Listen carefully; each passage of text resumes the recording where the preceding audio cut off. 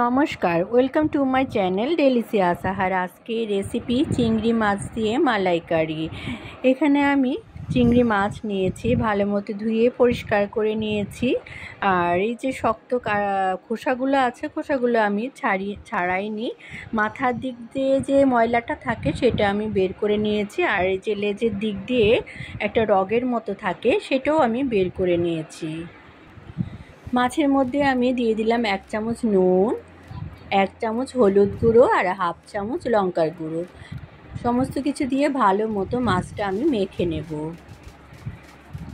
আমি 6টা মাছ নিয়েছি আর নিয়েছি স্টিক। এই মাছগুলি যাতে গোটা থাকে, বেঁকে না যায়, সেজন্য মাছের মধ্যে আমি স্টিকগুলো গেঁথে দেব। সবগুলো স্টিক গাঁথা হয়ে গেছে।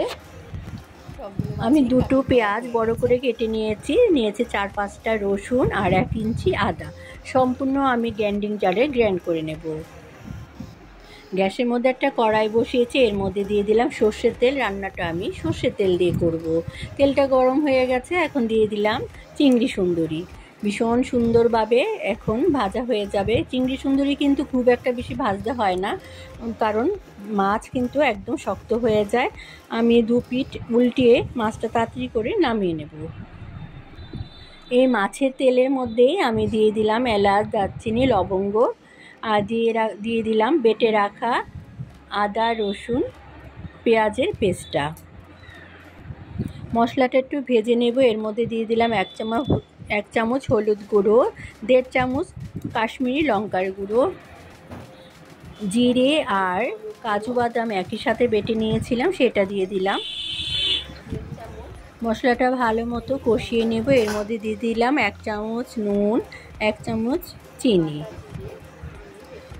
একটা গোটা নারকেল কুড়িয়ে গরম জল দিয়ে ভালো মতো ম্যাশ করে দুধটা বের করে নিয়েছি। দিয়ে দিলাম দুধটা, নারকেল দুধ। মশলাটা কষানো হয়ে গেছে, এর মধ্যে আবারও আমি নারকেলের দুধ দিয়ে দিলাম আর ভেজে রাখা মাছগুলো ঢেলে দিলাম। মাছটা সেদ্ধ হয়ে গেছে, এখন আমি এর উপরে দিয়ে দিলাম ফ্রেশ ক্রিম। আমার কাছে ছিল ফ্রেশ ক্রিম, তাই আমি ব্যবহার করছি, কিন্তু আপনারা চাইলে গুঁড়ো দুধও এর মধ্যে দিয়ে দিতে পারেন। এর উপর থেকে দিয়ে দিলাম 1 চামচ গরম মশলার গুঁড়ো। একদম হয়ে গেছে, এখন আমার প্লেটিংয়ের পালা। আমি এখন প্লেটিং করে নেব। সবার লাস্টে দিয়ে দিলাম 3টা কাঁচা লঙ্কা। আমি কড়াই থেকে মাছটা প্লেটিং করে নিচ্ছি। এই যে কাঠিটা দিয়েছি না, মাছটা কিন্তু সুন্দরভাবে লম্বা হয়ে গেছে। রেসিপিটা ভালো লাগলে লাইক, শেয়ার, সাবস্ক্রাইব করার অনুরোধ রইল। পাশে রাখা বেল আইকনটা অবশ্যই প্রেস করে দিবেন। ফেসবুক পেজ থেকে দেখলে ফলো করে দিবেন। ধন্যবাদ।